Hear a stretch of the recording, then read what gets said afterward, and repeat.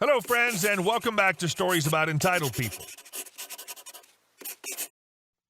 Picture this. An innocent trip to the supermarket turns into a harrowing ordeal when our OP is accosted by a furious woman who mistakes her for a store employee. But wait, it gets crazier. This woman, a Karen of epic proportions, unleashes a tirade of fury, demanding coffee and berating our OP as if she's her own personal servant.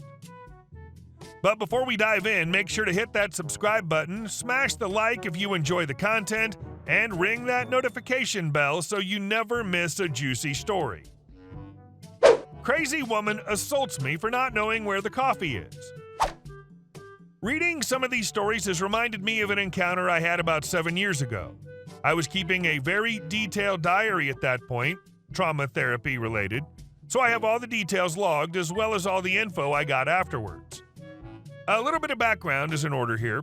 I grew up in a very abusive household. Berating, gaslighting, emotional blackmailing, screaming were all on daily basis for the first 23 years of my life until I finally saved up enough money and mustered enough courage to leave that hellhole of a place.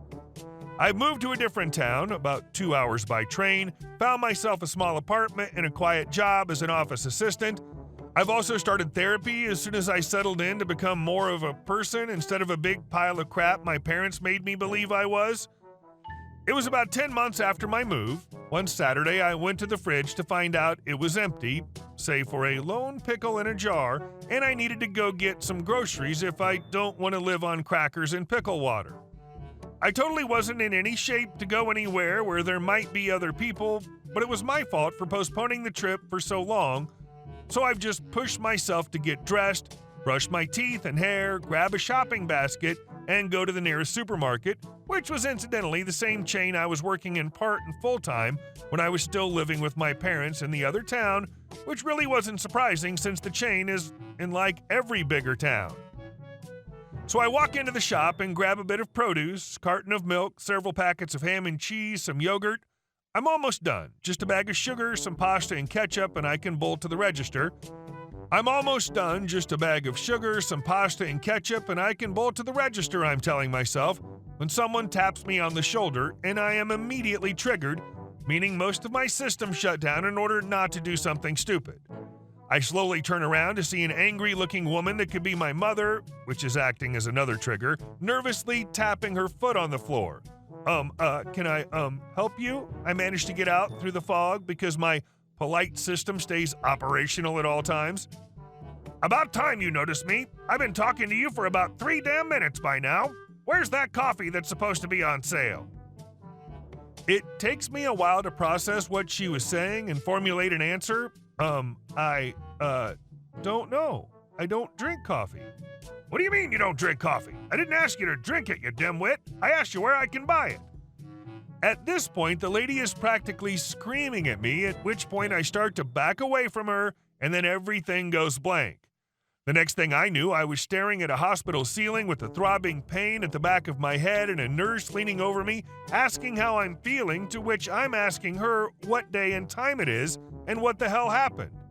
She frowns and says it's Sunday, 8 p.m., and apparently you hit that shelf pretty hard.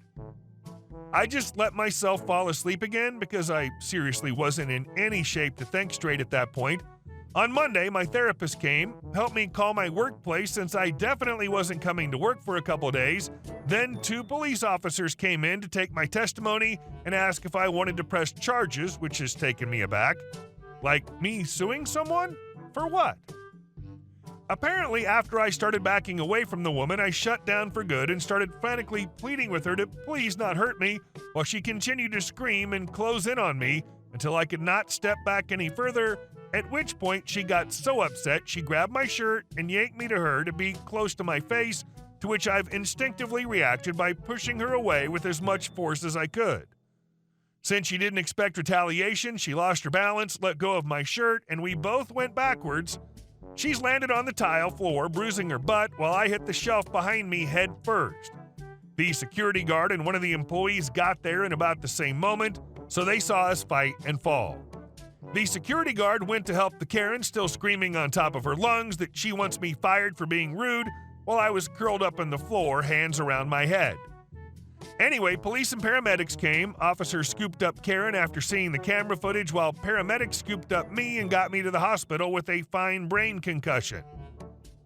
It has turned out that the Karen was originally from the same town as me and saw me working at the supermarket there regularly, so when she happened to be in a different town, it didn't occur to her that I'm not working in that particular store, and since she was somehow acquainted with my mother, who most likely told her what a piece of bleep I am, she treated me accordingly. Or at least that's my conclusion. To this day, I'm not aware of any other interaction between us than this.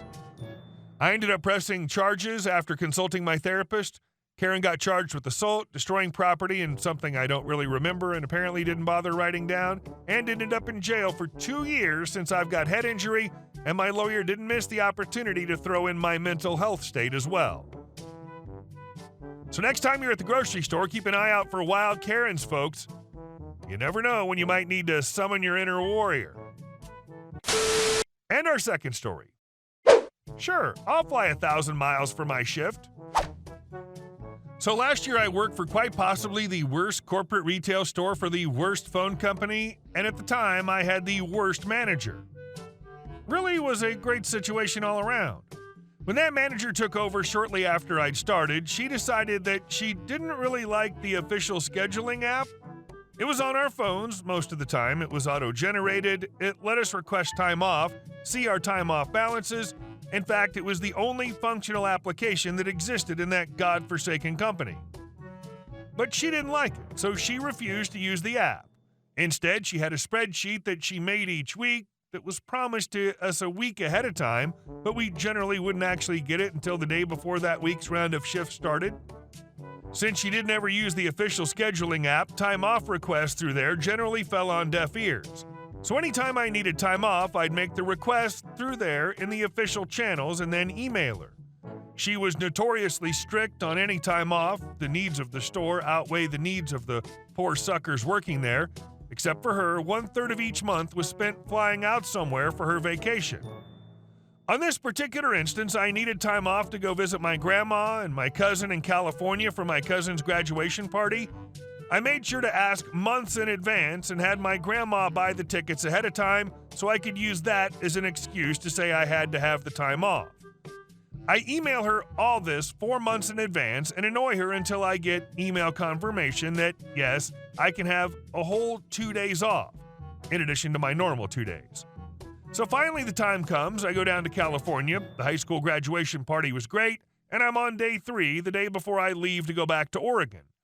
That's when I get a call from my manager. Manager, hey, where are you? Me. Is this some kind of trick question? Manager, no, you're 20 minutes late to your shift. Me. No, I'm not. I'm not in today. As it turns out, Miss Manager didn't send out this week's schedule until after I'd left the state. I didn't bother to bring my work phone with me to receive her made-up schedule, so I didn't get a chance to correct her before the phone call.